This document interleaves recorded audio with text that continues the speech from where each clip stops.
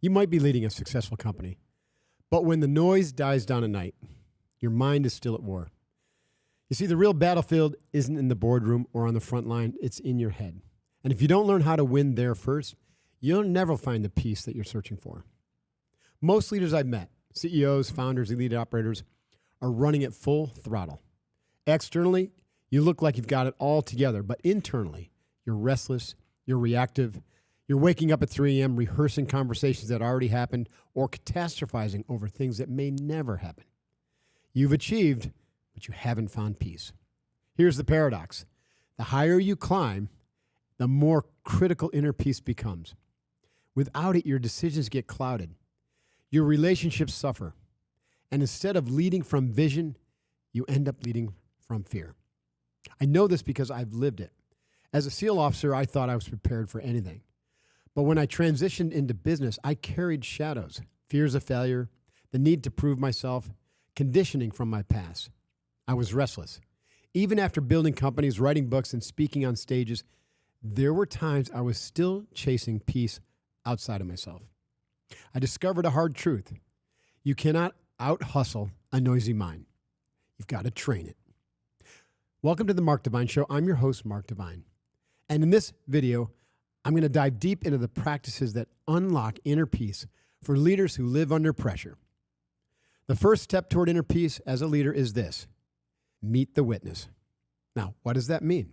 Well, it's the ability to step outside the chaos of your thoughts and emotions and simply observe them without judgment. When you practice this, you realize that you are not your thoughts. You are not your fear. You are not even your stress. You are simply the observer. Here's how you start this practice. Take 5 minutes every morning. You sit upright, breathe deeply, and imagine yourself stepping back from the movie screen of your mind. Watch the thoughts go by. Don't grab them. Don't fight them. Just observe them. This practice will ultimately tame your ego, the part of you that's always striving and comparing and controlling. And when the ego gets quiet, that allows peace to enter. What would your leadership look like if you weren't ruled by reactivity, but guided by presence? Second, you must choose which wolf to feed. There's a Native American teaching that I share often. Inside you are two wolves, the fear wolf and the courage wolf. The fear wolf thrives on drama, insecurity, judgment, and control, lives in your head. And the courage wolf thrives on trust, respect, authenticity, and love, and resides in your heart. Which wolf wins over your mind? Well, the one that you feed the most. Every time you let fear dictate your leadership, you're snapping at your team, you're micromanaging, you're avoiding tough conversations, you're feeding the fear wolf. But if you slow down, breathe, and choose courage, you're listening, you're trusting, you're speaking truth with compassion, then you're feeding the courage wolf. Inner peace isn't the absence of pressure. It's the result of feeding the right wolf every day. And the third point is you must train across all 5 mountains. And those are your 5 primary domains of physical, mental, emotional, intuitional, and your spiritual lives. Most leaders only train 1 or 2. They'll hit the gym, maybe read some books, but they ignore their emotional fitness or spiritual grounding. And then they wonder why they feel out of balance. Well, here's what that 5-mountain integration looks like. Physically, move your body daily. Eat clean fuel and food and deep sleep. Mental mountain, always be learning new skills.